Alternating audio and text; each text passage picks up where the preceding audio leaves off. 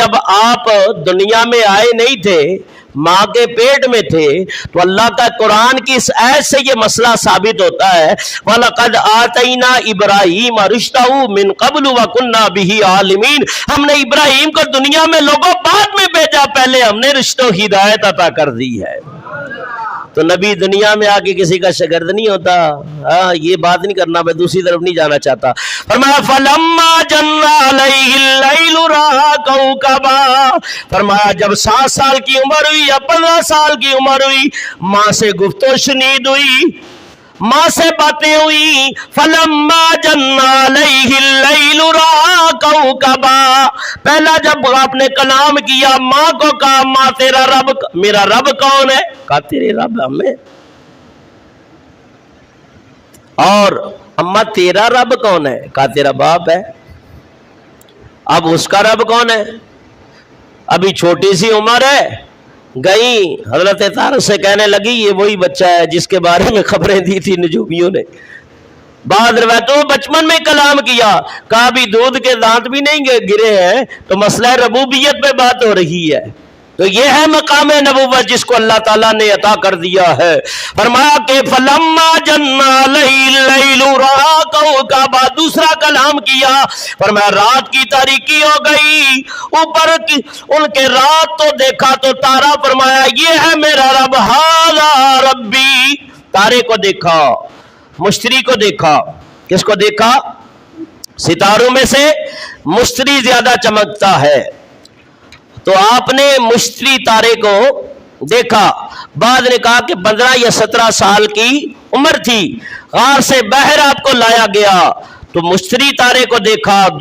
اور بعد نے کہا کہ چاند کو دیکھا، بعد نے کہا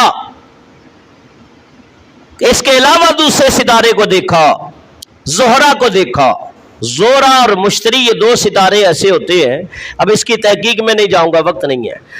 زہرہ اور مشتری یہ 2 ستارے ایسے ہیں جو سب سے زیادہ چمکیلے ہوتے ہیں، اور جب تہجد کا ٹائم ہوتا ہے نا، ایک صبح صادق ہوتی ہے، ایک صبح کاذب ہوتی ہے۔ صادق ہوتی ہے، صبح کاذب وہ ہے کہ صبح ہوتی نہیں ہے لیکن اندازہ ہوتا ہے صبح ہو گئی، اجالا تھوڑا سا پھیلتا ہے، تو اسے صبح کاذب کہتے ہیں کہ ابھی صبح ہوئی نہیں، لیکن دیکھنے والا مسلمان نمازی کہتا ہے کہ صبح ہو گئی، لیکن وہ صبح کاذب، صبح صادق نہیں ہے۔ صادق وہی ہے کہ جب سفیدی پھیل جائے، حضور فرماتے ہیں جب سفیدی پھیل جائے فجر کی نماز پڑھو، جب تک میری امت اس پہ فطرت پہ قائم رہے گی کامیاب رہے گی۔ اور جب زہرہ اور مشتری، یہ بعض تہجد کے ٹائم ستارے 5 ہوتے ہیں، بعض 7 ہوتے ہیں، دائرے کی صورت میں چمکتے ہیں، اور زہرہ اور مشتری جو ہے، مشتری اس میں زیادہ چمکیلا ہوتا ہے۔ آپ نے مشتری کو دیکھا، فَلَمَّا جَنَّ عَلَيْهِ اللَّيْلُ رَأَىٰ كَوْكَبًا، اسے میرا رب ٹھہراتے ہو۔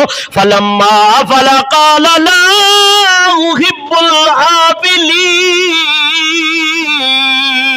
فرمایا کہ ایک ٹائم تک، ایک وقت تک وہ چمکتا رہا، آخر وہ وقت آیا، ستارہ تو اپنی جگہ موجود ہے لیکن اس کی روشنی ختم ہو گئی، دن نکل آیا نا، تو ستارے اپنی جگہ رہتے ہیں، وہ یہاں تک کہ بے نور ہو گیا۔ آپ نے فرمایا جو چھپ جائے وہ میرا رب نہیں ہو سکتا، جو چھپ جائے میرا رب نہیں۔ ٹائم بھی ہو گیا۔ فَلَمَّا رَأَى الْقَمَرَ بَازِغًا قال هذا ربی، جب چاند کو چمکتا دھمکتا دیکھا کہا هذا ربی، اسے میرا رب ٹھہراتے ہو۔ فلما افل قال لئن لم يهدني ربی لاکونن من القوم الضالین، جب وہ ڈوب گیا تو فرمایا اگر رب ہدایت نہ دے مجھ کو تو میں ہو جاؤں بہکی ہوئی قوم میں سے۔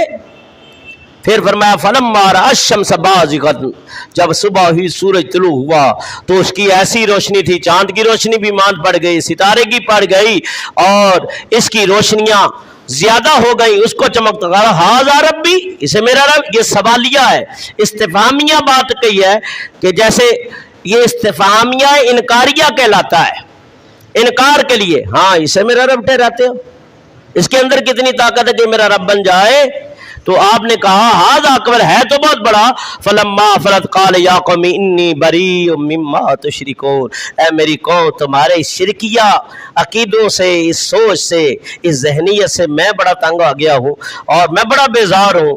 تو آپ نے فرمایا کہ میں اب تمہاری علاقے کے اندر رہنا بھی نہیں چاہتا. تو آپ نے ناگواری کا اظہار کیا اور آپ نے بیزاری کا اظہار کیا. آگے ایک لمبی چوڑی قسط ہے. اب یہ پہلا ذکر ہے حضرت ابراہیم علیہ السلام کی ولادت کا. پھر اس کے بعد آپ نے چاچا آپ کے آزر جو تھے بتگر تھے، انہوں نے بت دیے، جا ابراہیم اس کو بازار میں بیچ کے آ. اس کے بعد پھر آپ نے قسم کھائی کہ چاچا جب وقت آئے گا فَتَاللَّهِ لَأَكِيدَنَّ أَصْنَامَكُمْ بَعْدَ أَن تُوَلُّوا مُدْبِرِينَ، اللہ کی قسم ہے جب تم پیٹ پھیر کے جاؤ گے تمہارے خداؤں کا میں پھر جو حشر کروں گا پھر قوم دیکھے گی.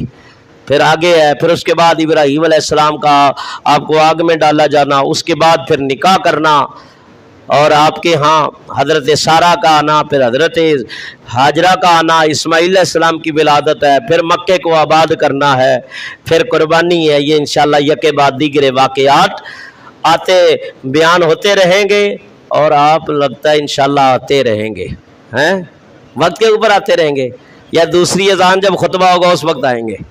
تو پہلے اللہ کے بندے پہلے آ جایا کرو تاکہ وقت کے اوپر آپ آئیں گے تو آپ کو واقعات سننے کو ملیں گے.